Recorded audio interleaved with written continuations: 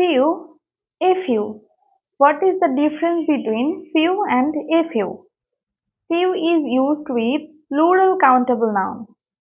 মানে few কিন্তু সবসময় plural countable noun এর পূর্বে বসবে।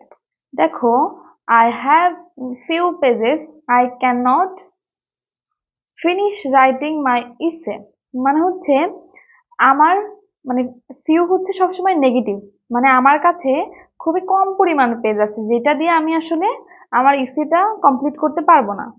মানে few pages মানে হচ্ছে লিটল পেজেস, মানে খুবই কম পরিমাণ পেজ, মানে কোনো কিছু খুব অল্প পরিমাণ বোঝাতে কিন্তু few বসে। আর a few কোথায় বসে? a few indicate not enough but enough, মানে হচ্ছে a few এর অ্যামাউন্টটা হবে এমন অনেক বেশি না, কিন্তু তাও এমন পরিমাণ যেটা দিয়ে কিন্তু তুমি তোমার কাজটা কমপ্লিট করতে পারবা। দেখো, I have a few pages, I can finish writing my essay.